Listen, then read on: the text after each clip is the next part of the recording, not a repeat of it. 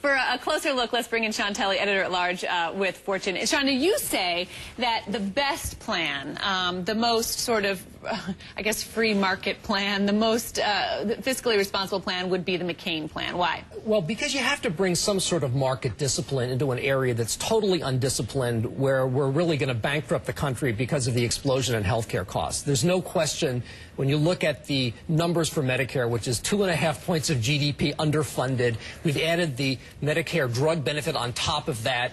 This is the biggest fiscal problem this nation faces. And also employers... It's a time bomb. I mean, you say it's a time bomb. Well, it's a time bomb for the federal budget, but it's also a time bomb for employees because companies simply can't afford to keep on providing health care to their employees when the costs are going up at 8 or 10 or 12% a year. So they're dropping coverage in many, many cases. And both of these plans are trying to address these problems, but from totally different points of view. When you say both, you're talking about the Democrats and yes. McCain, because you don't think there's a lot of light between the two different plans on the Democratic side. No, the only difference is really, a major difference, is the mandate that would require health care for all individuals under the Hillary Clinton plan and would not under the Obama plan. That's a very minor difference, since about 7 million of the people who are uninsured are illegal aliens to begin with, and that no mandate covers everybody, or even close. We're seeing that now in Massachusetts. So the issue is how you fund this. Now, the bottom line is this money doesn't come out of the ether.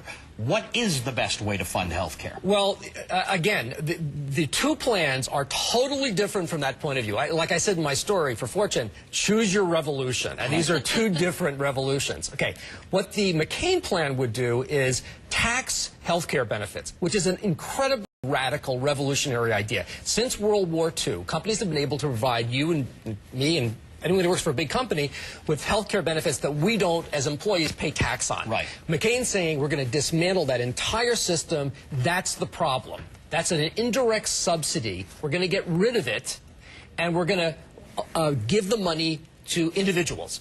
So many companies would drop their plans because they can't buy any more health care for you than you can buy for yourself. Right.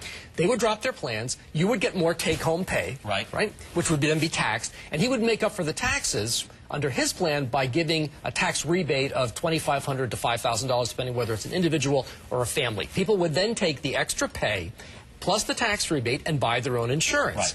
This would lead to an acceleration of the direction the market is currently going in, which is health savings accounts and high deductible plans, restoring real insurance as opposed to an open-ended benefit that overloads the system and drives up prices. The advantage to his plan is that he does dismantle a very unhealthy system that has led to gold-plated plans that, that are not free. They're taking away people's raises and reducing their take-home pay and giving people much more health care than they really need. And these health care plans have nothing to do with keeping you in good health.